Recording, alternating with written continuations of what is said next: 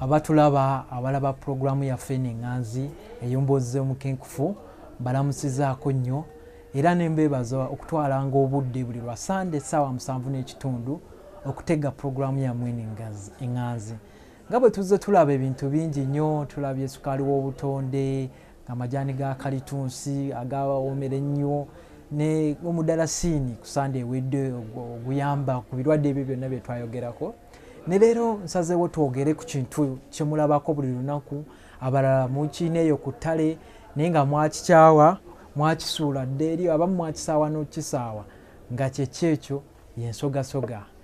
Ensogasoga abasinga tugimanyi era nga bw'oba otunuulidde ebyafaayo by'ensogasoga, ensogasoga eno yasibuka eno busoga n'erinnya kwe liva nti ensogasoga, nti yasibuka eyo busoga ng'ekula wabbali w'omugga guno Kiira oba gwe gye tumanyi nga River Nile paka Misiri. Ensigo zino zaatambulanga, ebinyonyi amayiba gaabitambuzanga paka Misiri, era Abamisiri be baasinga okufuna mu nsogasoga eno kubanga bo baagikozesanga n'okukola ekitangaala ekiro nga bafuna obusigo buno ne babusibako kapamba ne bakoleeza kugamba bafuna olumuli nga alusibyeko pamba n'asibiramu n'ensogasoga zino n'akoleeza ne zaaka ekiro kugamba manyi zaaka. Era abamu abatamanyi nti ensogasoga zino zisobola okuyamba okwongera amanda gaffe gano ge tutera okukola aga briquettes okulaba nti gaaka bulungi. Omanyi amanda ago galina ekizibu kimu nti ganguwa mangu okukola evvu, naye bw'oba otabuddemu ensogasoga kiba kirungi nnyo. Gwatulaba atamanyi ensogasoga era atanabazifuna, mu luzungu ze bayita castor seeds. Castor seeds abantu abasinga mbalabye mukozesezza nnyo ekintu kye bayita castor oil, naye nga temukimanyi nti castor oil y'ensogasoga. Olwaleero mu Emboozi Omukenkufu njagala nkulambulire bulungi nnyo ensogasoga eno ogitegeere, omanye nti ebbanga lyonna obutamanya bulina omuwendo munene nnyo, nti bw'oba otomanyi n'ekikyo kikuguzibwa ng'ate oli akijjewuwo. Ensogasoga eno evaamu butto, butto oyo mulungi nnyo, naye ate nga tukimanyi nti ensogasoga nga yo ya mutawaana. Kyova olaba bajjajjaffe baagaananga abaana okulyanga ensogasoga, ensigo z'ensogasoga, kubanga ensogasoga zino zo ekyamazima ekikuta kino kirimu ekirungo kya ricin. Ricin kye kirungo ekyo ekikola ng'obutwa, era kyova olaba abantu babagaana okulya ensogasoga. Naye ffe olwaleero tetugenda kukitya, tugenda kulaba engeri gye tusobola okugyamu ekirungo ekyo ekya ricin. Tukikola tutya? Tugenda funa ensogasoga zino zennyini tuzisiike. Bw'ozisiikako nga bwe n'abalaga, bw'osiikako ensogasoga zino ekirungo ekyo eky'omutawaana kivaamu. Nga bw'olaba soya bw'oba omufunye nga mulamba nga bwakamujja mu nnimiro n'omukubamu akawunga tebakikkiriza, kubanga soya naye alina ekirungo kye bayita trypsin inhibitor ekiremesa ebirungo byaffe eby'omu lubuto okukola, enzymes zaffe okukola. Naye olwaleero abantu abasinga babagamba basooke basiike ku soya ekirungo ekyo ekibi kiveemu, oluvannyuma abantu ne bakozesa soya oyo. Ne kino ku nsogasoga era nakyo bwe kiri. Ensogasoga zino tulina osooka ozisiikako then ne tumala ne tufunamu kabutto bwe kati ke bayita castor oil. Lwaki castor oil? Castor oil ono yeegulidde erinnya mu nsi yonna olw'ebirungi by'alina, ebintu byonna byatuyamba mu bulamu bwaffe obwa bulijjo. Ekisooka, butto ava mu nsogasoga ono castor oil ayamba nnyo ku infections. Infections zifuuse infections. Tugenda mu kibuga mu toilet zino ez'olukale, bambi oluusi abamu abazirabirira abazirongoosa tebafaayo nnyo okukozesa sabbuuni na kulaba nti batta obuwuka. Ogenda okakkana ng'abakyala bafunayo infections. Naye bw'oba nga ogenze mu toilet bwe zityo ofuna bufunyika butto ka nsogasoga n'okasiigayo eri mu bukyala n'oba ng'ogoba infections. Kugamba ensogasoga tusobola okugamba eri antifungal, etta obuwuka obwo bwonna bu Candida obuleeta infection. Era nga waliwo n'amaddagala mangi nnyo abazungu ge bakoze, ng'ekirungo ekimu kye bakozesa ricinic acid y'obutto nga kyekirungo ekyo ekiva mu nsogasoga. Era ensogasoga tekoma bukomi awo, eyamba nnyo ku nviiri zino ezirimu situka. Abaami balina situka, abakyala balina situka, osobola okuddiranga butto ono ow'ensogasoga n'omusiiganga mu nviiri. Nga abasinga gwe tumanyi nga castor oil, naddala ono ali nakyo, so oli owabali gwe bakozesa chemicals okumunyiga, ono gwe twogerako gwe anyigiddwa mu mbeera ennungi ey'obutonde, osobola omusiiganga mu nviiri n'ogoba situka asumbuwa nnyo abaana, abakyala abasibye enviiri, oba osobola okumugoba ng'okozesa butto ono ow'ensogasoga, n'abaami bonna abasobola okuyamba. Era akola nnyo ne ku mugaba.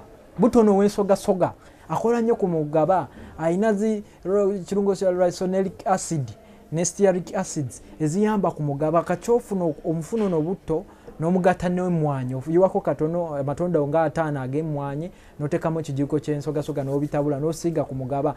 Era ensogasoga eyo etuyamba nnyo naddala abalina skin zino ez'abaddugavu kuba bw'obeereyo ng'okola katugeze ng'abalimi omusana gukuyitamu nnyo abakyala abambi oluusi ne baddugala n'okuddugala skin neddugala osobola okuddira n'ofuna butono w'ensogasoga n'omwesiiga. Abazungu bano kyolaba beesiiga kye bayita sun cream abamu tulowooza nti oba biki ebyo eba ensogasoga etaasa obutafaali bwaffe obutookebwa nnyo kirungo ky'omusana oba amaanyi g'omusana ge bayita infrared ago agatera okuleeta skin okugyamu patches ebibombolabombola n'ebintu ebirala bingi nnyo.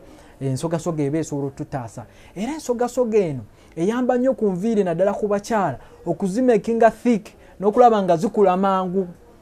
Ojja wegendereze bajjajjaffe balina olugero lwe baagera nti alima ensogasoga teyeewala amayiba. Lwaki? Nti amayiba gano galya nnyo ensogasoga. Kyova olaba amayiba gaba ganyirira n'enviiri kugamba n'ebyoya byazo z'amayiba ebyoya by'amayiba ago biba binyirira nnyo era bikula speed. Ojja omanye ejjiba omanye n'enkoko ojja kulaba mu wiki emu ng'ejjuba ebyoya bikuze mangu.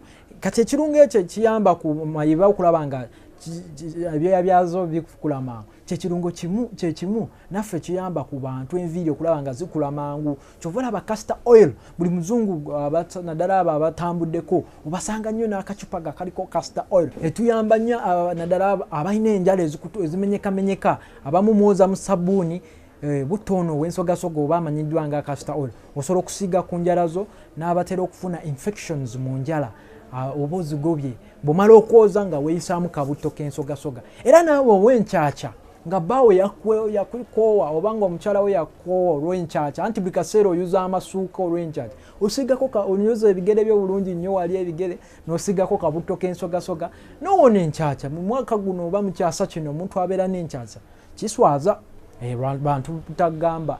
Era ensogasoga eyamba nnyo ne ku mabavu.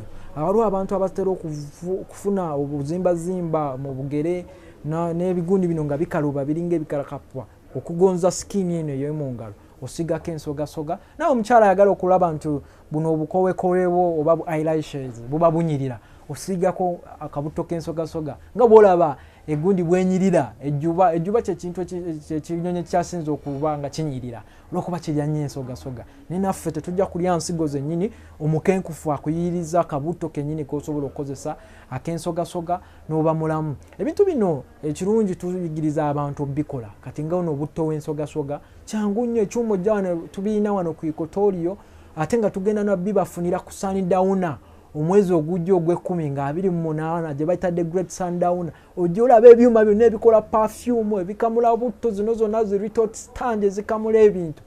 Kati ensogasoga ng'eno tewetaaga kyamaanyi nnyo abantu baziyina eyo oteekamu buteesi woti nga ekyuma kikunyigira kabutto ng'omaze okukola butto ow'ensogasoga. Osobola n'omupaakinga n'omubrandinga bulungi nnyo n'omuyita castor oil n'aba nga wa mulungi nnyo nga talina buzibu bwonna gy'oli. Gwe ayagala okuyiga enkamula y'ensogasoga si kizibu nnyo. Ofuna ensigo zino n'ozisiikako nga bwe basiika emmwanyi nga bakola kaawa. Ozisiikako bulungi oba baali basiise ku soya embeera y'emu osiikako. Bw'omala okusiikako ensigo zino n'oziteeka mu kyuma ne zinyigibwa ng'omaze okufuna butto w'ensogasoga agenda okuyamba gwe ayina yazibikira enseke omusiigako bw'ati n'oteekako ekiwero ekibuguma enseke ne zeggula. Gwe ayina ebiguuna ebisente ezo zonna infections ensogasoga tezimanyi kubanga ensogasoga zaabu. Olaba ne kabaka oba mukyala queen akyasinza okunyirira mu nsi yonna gwe bayita Cleopatra yali yeesiga nsogasoga. Gwani ateesiga nsogasoga ng'ateesibuka wammwe. Nga bwe tulabye ensogasoga olunaku lwa leero ffe abaffe Prof Bioresearch tetukoma bukomi kukola nsogasoga oba butowe nga gwe tumanyi nga castor oil naye tukola n'ebintu birala bingi nnyo nga bwe tuzze tulaba. Sukaali w'obutonde stevia jjukira wano bw'omugula tukuwerako n'endokwa ya bwereere. Omudalasini gwaffe guli obuli obw'ekisama obugoba oluswe waka ng'ate bukoleddwa wano okuva mu middo gino egy'obutonde byonna tubiina mu bungi nnyo. Osobola okuyitako ku ikotooli ekisenge 152 n'onoonya Prof Bioresearch ku level ey'okubiri n'oweegobako obwavu jukira nti oli yakugamba teeka ssente w'olaba, nze nkugamba teeka ssente mu butonde tojja kwejjusa.